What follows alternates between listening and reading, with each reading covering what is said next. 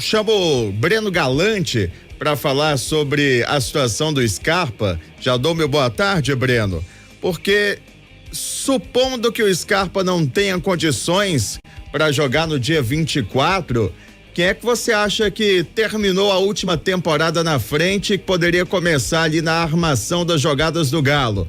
Seria o Igor Gomes, o Pedrinho, o Edenilson? Como é que você imagina esse possível Galo sem Scarpa, hein, Breno? Boa tarde, Matheus, Rafa, Lélio, turma de casa. Só pra gente esclarecer, né, ô Matheus, o Scarpa não está lesionado. Sim. Né? Falaram lá na Europa de que ele tinha tido essa entorse, mas já está recuperado e está fazendo um trabalho, como você disse muito bem, de fortalecimento. Então, o único jogador que não foi a campo hoje, né, o Filipão priorizando primeiro essa questão técnica, né? E aí, semana que vem, segundo a assessoria, aí nós vamos ter aí aquele treino mais visando o tático. Agora, fica essa interrogação, será que até lá dá pro Scarpa recuperar a parte física? Bom, eu até imagino que é um tempo hábil aí para ele poder se recuperar, se preparar fisicamente. Agora, se ele não puder, o Filipão tem opções e a gente vê pelo final da temporada. Você falou muito bem, Igor Gomes ou Pedrinho. Eu acho até que tá mais pro Igor Gomes, pelo desenrolar aí da temporada, né? O Pedrinho, ele chegou a fazer 3 bons jogos como titular, e aí houve uma lesão, aí ele foi sacado do time, e o Filipão acionou muito ali o nosso Igor Gomes. Não podemos deixar também de descartar o próprio Rubens, que poderia ser uma opção também, né? Então, acho que o Filipão tem boas opções, o elenco do Atlético, né, tá fechado. É importante dizer isso. Daqui a pouco nós vamos falar sobre a entrevista do Everson. O Gustavo Scarpa também falou isso. Então, eu acho que tudo tá levando a crer que o Atlético vai fazer uma boa temporada, né? Esse entrosamento, o Atlético tá saindo na frente. Até nessa questão, o Filipão não vai ter preocupação, sinceramente, senhores. Se ele não tiver o Scarpa, eu acho que ele vai conseguir, dentro do próprio grupo, uma solução e o Atlético vai conseguir se manter, pelo menos no início do Mineiro, num bom nível. Aí quando o Scarpa entrar, eu acho que vamos ter aí um crescimento técnico do Atlético muito grande, né? Ô Lélio Gustavo, eu vou repetir a pergunta que o Matheus fez ao Breno, vou mandar ela pra você. E aí, quem larga na frente caso o Scarpa não jogue como titular no primeiro jogo, hein? É uma boa dúvida, né? E lembrando que o Batalha deve estar já à disposição também, né? Sim. Eu acredito que sim. Então, o Batalha vai estar aí, o Otávio, o Zaratio tá aí, o Filipão raramente, não, chegou a jogar com 3 atacantes, mas o time não fluiu bem. Sei lá, de repente joga até o Edenilson também, olha aí. Pode jogar como meia ali, não centralizado, mas fazendo um papel de terceiro homem do meio de campo e com uma chegada forte ao ataque. Aliás, o Edenilson que foi muito mal no jogo contra o Bahia, assim como todo o time do Atlético esteve irreconhecível. Só para lembrar que também não terminou no mar de rosas, era para ter sido, mas as opções aí do Filipão, elas são inúmeras. Realmente, né? Você pega, tem Pedrinho, tem o Rubens e tem o Igor Gomes. É muita gente. E se bobear, pode falar o Hulk, joga de 10 hoje. De repente é dar conta também. Vai fazer o quê, né?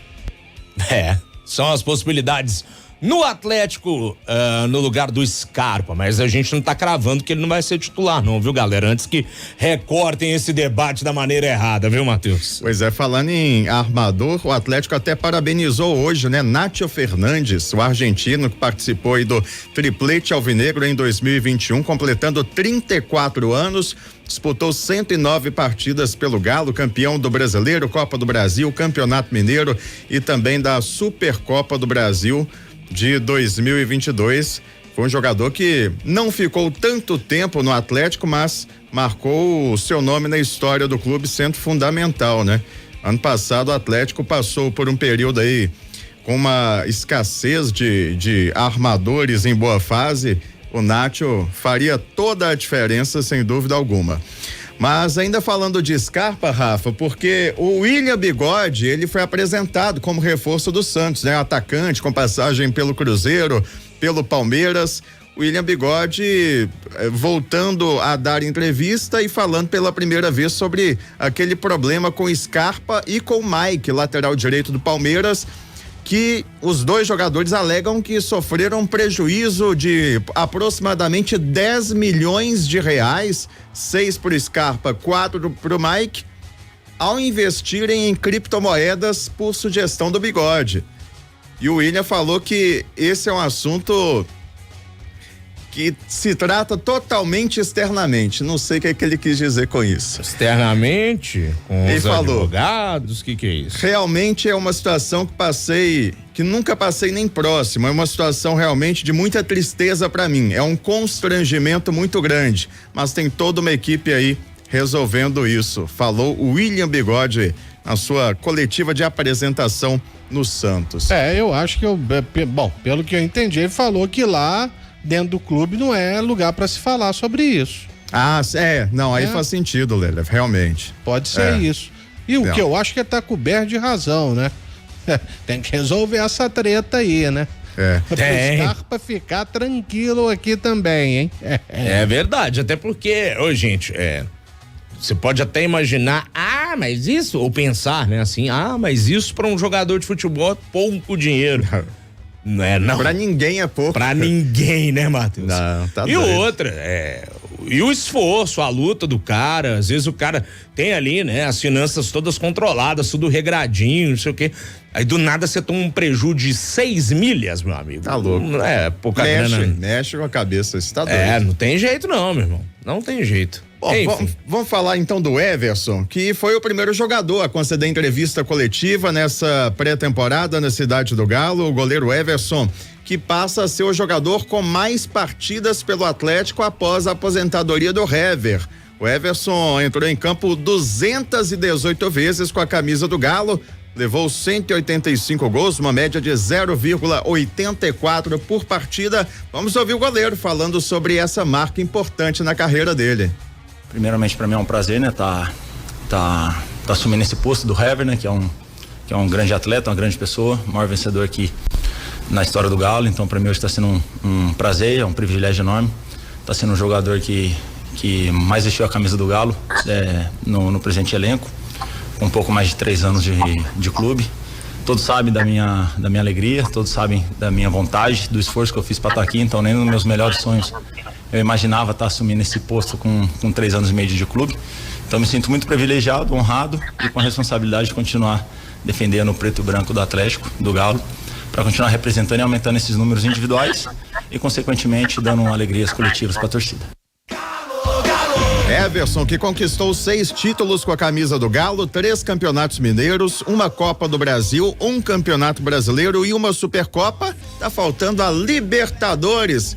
Claro, é um desejo dele. É a obsessão aí do Everson, né? E se a gente lembrar direitinho, 2021, o Scarpa tava no Palmeiras, não tava? Ele tava do lado de lá. Ele tava do lado de lá, então agora, né? 22 também. Também. E 22 aqui no Mineirão, ele que fez a diferença. Então o torcedor atleticano, talvez até o Everson também, né? Por esse desejo, essa obsessão pela Libertadores, esteja se apegando a isso, né? O Scarpa agora ajuda a gente, né? E vamos ouvir o que o Everson falou a respeito disso. Com certeza o que me falta aqui, que eu fico almejando, é esse título da Libertadores 2021. Por conta do regulamento, a gente acabou perdendo o título, mas fizemos uma campanha impecável. E 22, 23, infelizmente por detalhes, a gente acabou saindo. Eu creio que, além de ter pegado uma equipe qualificada, teve seus méritos, faltou um pouquinho mais de sorte, podemos dizer assim, para nossa equipe, mas a gente vem trabalhando para buscar esse título, que é de suma importância. Tem a chegada do Scarpa, é um bicampeão da Libertadores, é um cara que sabe como jogar essa competição. Aqui na nossa equipe também é uma equipe bem experiente, com jogadores renomados, jogadores em nível de seleção, que sabe jogar muito essa competição. Então, com certeza, continuando trabalhando com esse foco aí, quem sabe Deus nos abençoe e a gente conquista esse título, para marcar mais ainda o nosso nome na história do clube. E o Everson, que foi um dos destaques do Atlético na temporada passada, fala aqui em O Tempo Esporte sobre os segredos da defesa do Galo, que terminou como a melhor do Campeonato Brasileiro, com apenas 32 gols sofridos. Primeiramente, com certeza o sistema de jogo nos ajudou muito, né? A gente sabe que o Felipão, ele entende muito sobre isso, ele sabe se defender muito bem. Então, primeiramente, o sistema de jogo nos ajudou muito. Então, todo o sistema que eu digo é do atacante até o goleiro. Hulk, Paulinho nos ajudou muito. O setor defensivo também nos ajudou muito, os volantes. Então, a gente conseguiu encaixar muito bem a nossa marcação, principalmente no segundo turno do Campeonato Brasileiro. Então, coletivamente, é um trabalho coletivo, como diz a palavra, né? Mas melhoramos muito coletivamente. Individualmente também eu pude fazer grandes jogos, grandes defesas, com o trabalho que eu tenho aqui com o Danilo Minuti, com o Rafael, onde eles me ajudaram muito nesse crescimento esportivo que eu tive no ano passado. Então é tudo trabalho. Primeiramente, né, o coletivo, e segundo, quando precisou lá da minha pessoa, eu pude estar preparado, bem treinado para poder ajudar a equipe do Galo nessa reta final do Campeonato Brasileiro. Everson, goleiro do Atlético, que além disso, o Breno Galante falou também, confirmou, né? O bom ambiente na cidade do Galo, numa pergunta que você até fez para ele sobre como é que tem sido aí o clima com o Luiz Felipe Scolari. O Everson já ganhou o status de ídolo da torcida ou ainda não, Breno? Ô Matheus, eu acho que ainda não.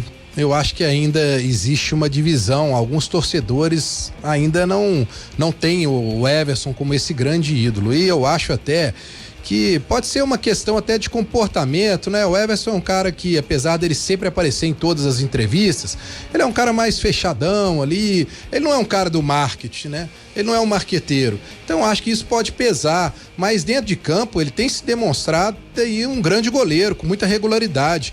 E olha um detalhe importante, ano passado o Atlético perdeu o seu treinador de goleiros, né? O Rogério Maia foi pro Flamengo. E mesmo assim, olha para você ver, o Atlético tem grandes profissionais lá, o Danilo Minuti já estava lá, continuou o trabalho do Rogério, não houve nenhum tipo de impacto pro Everson, ele continuou fazendo um grande trabalho, o Filipão acertou a zaga do Atlético, acertou o esquema com 2 volantes, e com isso o Everson foi se destacando, ganhou espaço. Eu acho que a gente pode dizer que foi um dos grandes destaques da temporada passada, mas mesmo assim, eu acho que o torcedor ainda não caiu nesse status, sabe, ô Matheus? De ídolo, eu acho que ainda não, mas de uma peça importantíssima pro esquema do Atlético, eu não tenho dúvida nenhuma. Eu acho que tem muito a ver com isso que você falou, Breno, o fato de o Everson ser uma pessoa mais reservada. Tem muito ídolo de gogó, de marketing, né?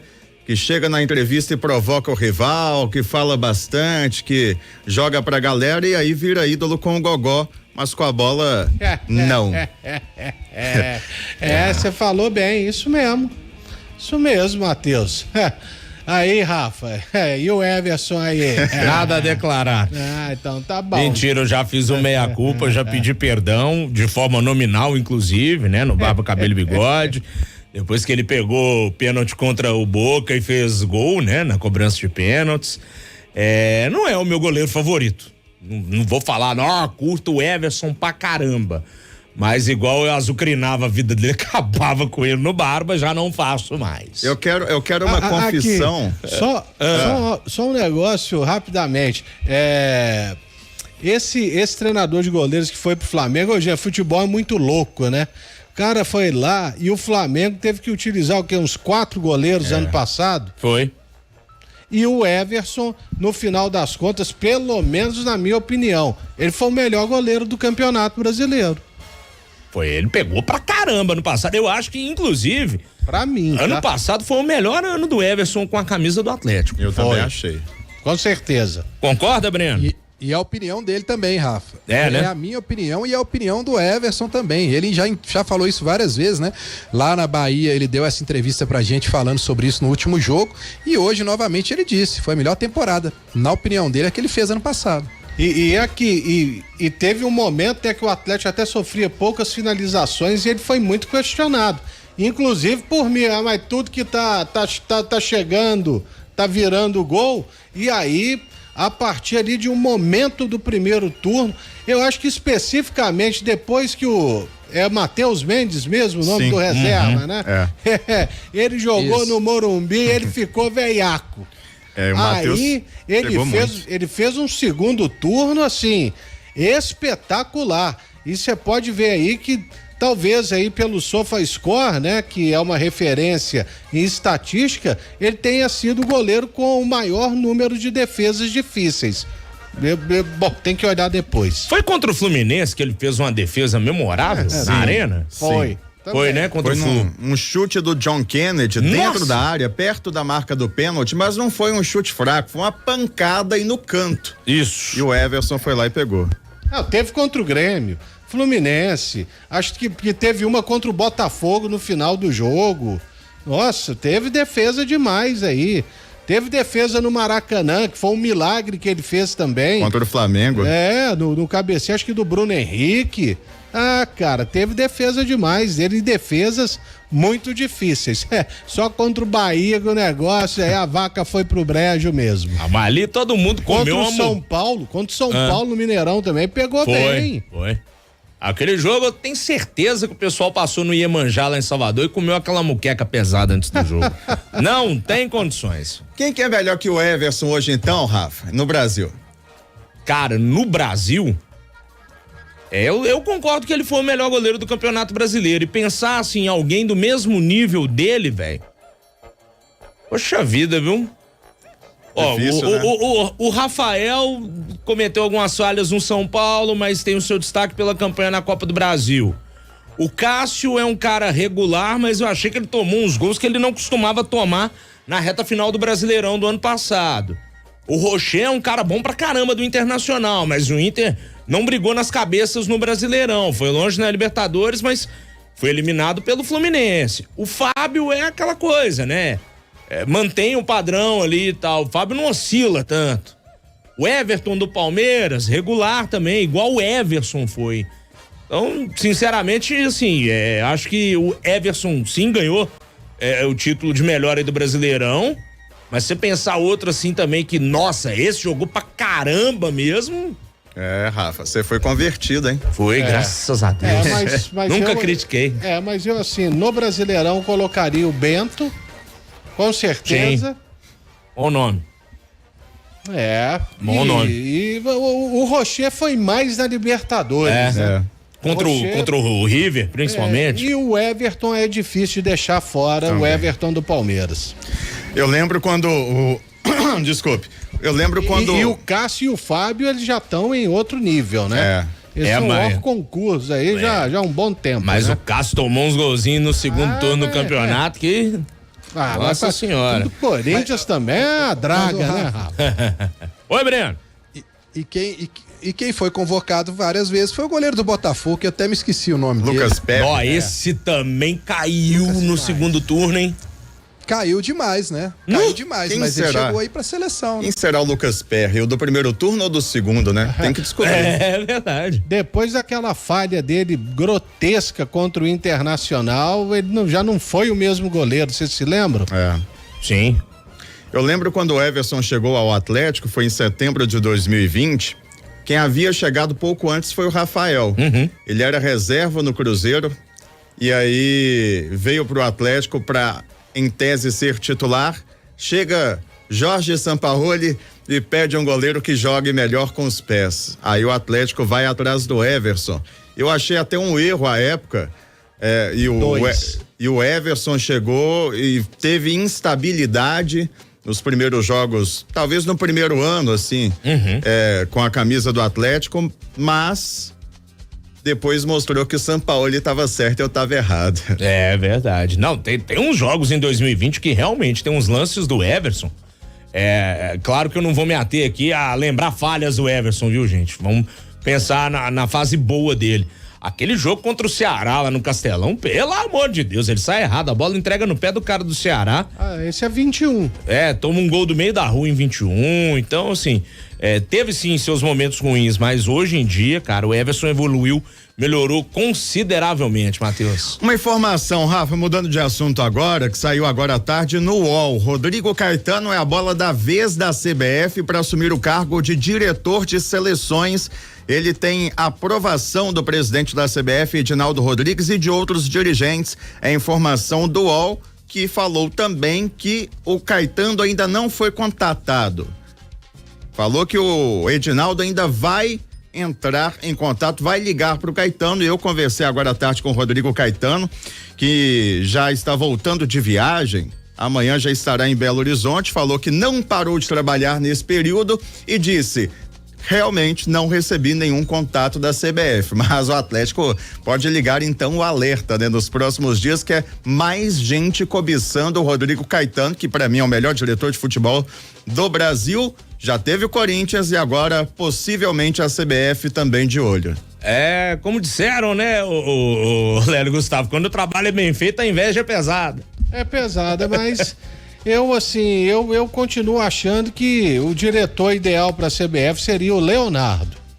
Jogador com vasta experiência no futebol europeu, clubes como o Milan, e que foi técnico também, né? Como o próprio Paris Saint-Germain, e não sei, mas o Rodrigo Caetano poderia ser uma boa opção. Agora, tem que ver se ele está disposto de trocar o certo pelo duvidoso, né? É porque a CBF ainda tem todas as questões de instabilidade política, né? O Dorival foi perguntado sobre isso ontem, ele meio que deu de ombros, né? Joãozinho sem braço ali, aquele, né? Não, isso aí não vou falar e tudo mais, deixa pra lá. Não quis se comprometer, né, Breno? Mas o Rodrigo Caetano, eu acho que, igual o Matheus falou, no Brasil hoje é o melhor mesmo, e por isso é tão cobiçado, né?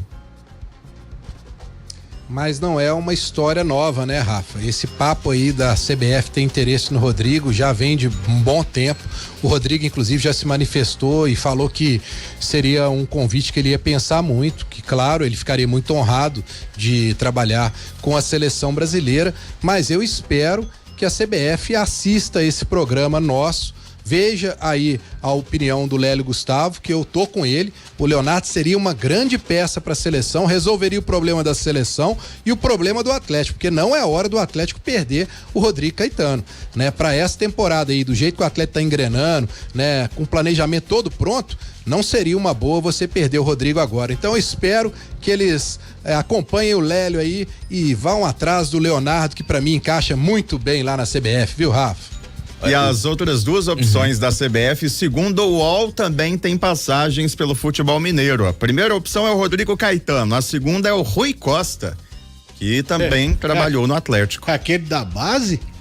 Não, na base não, ele trabalhou no profissional do Galo, que tá no São Paulo hoje. Ah, não, eu pensei que ele tinha sido. Não tô muito bem. O da base era o Júnior Chávari, que foi pro Bahia. Tá, verdade. Teve uma época lá no Bahia. Eu não lembrava do Rui Costa no Atlético. Eu também não me lembrava, não. Quando o Matheus me perguntou, te lembras dele? Eu, rapaz, olhei assim, não lembro não. Eu tô vendo aqui matéria dele no Atlético em 2020. Ele veio antes, né? E se falar o nome dos jogadores que ele trouxe, vocês vão lembrar. Aí vocês vão lembrar. Então lembra aí, fala aí dois. Manda aí, pra nós. Edenilson, Leandrinho, o Di Santo. O Di esses Santo. Jogadores todos aí foi da época dele. Da época do Sete Câmara, então. Ótimo nome pra seleção brasileira. Ótimo nome. Ele foi depois do Galo, então. Tô achando aqui, ó. Rui Costa contratado em abril de 2019. Nossa. Ai. Eu falo ou você fala, Léo? Excelente nome pra CBF. Sabe? Meu Deus. Por mais que ele seja hoje diretor de São Paulo, né? Brincadeiras à parte, mas aqui no Atlético também a gente sabe que a história era outra, né? Então o cara tinha que ter uma criatividade, só que ele foi mais criativo do que a gente imaginava, né, cara? Di Santo foi demais, né? O cara tinha feito nada em lugar nenhum e aí chega aqui, tá bom que foi sem investimento, mas pelo amor de Deus, gente. Não uma dá, das piores contratações da história do Atlético. Isso aqui fez muita coisa. Fez muita raiva, né? Sem parar. Ai. E a outra opção da CBF é o Thiago Escuro, que passou pelo Cruzeiro e quando saiu do Cruzeiro não saiu muito bem, não. Mas depois fez um bom trabalho no Bragantino. Isso aí. Mas esse aí eu me lembro de ter conversado várias vezes com ele. Ele estava também no Cruzeiro num momento muito ruim do Cruzeiro, né? E lá no Bragantino, quem tocou o projeto Red Bull foi ele. E a gente não pode falar que não seja um projeto bem sucedido, né? Com certeza. E hoje ele tá onde? No Mônaco, ele tá na Europa. Correto. Né? Tá no Mônaco. É um grande candidato e um camarada ponta firme o Thiago Escuro. Eu gosto muito dele. Achei aqui uma lista de contratações feitas pelo Rui Costa.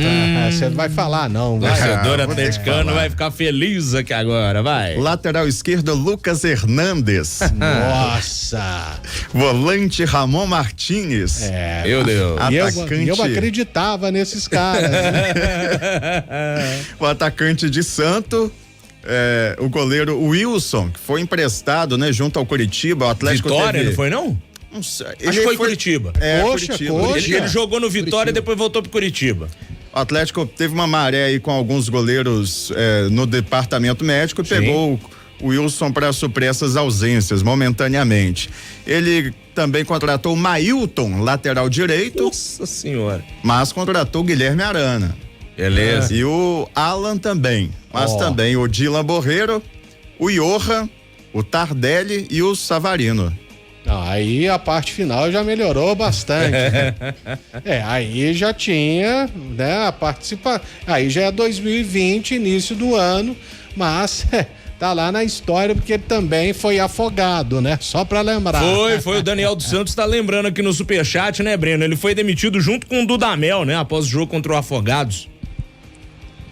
Não, e foi demitido lá, né? Foi. Ele foi demitido lá, o Domênico Beren era diretor de comunicação do Atlético, ele fala isso, ele conta esse caso, que ele, Domênico, teve que demitir não só o treinador, como o diretor de comunicação e ainda voltar no voo com os dois. Nossa. Que situação constrangedora, né?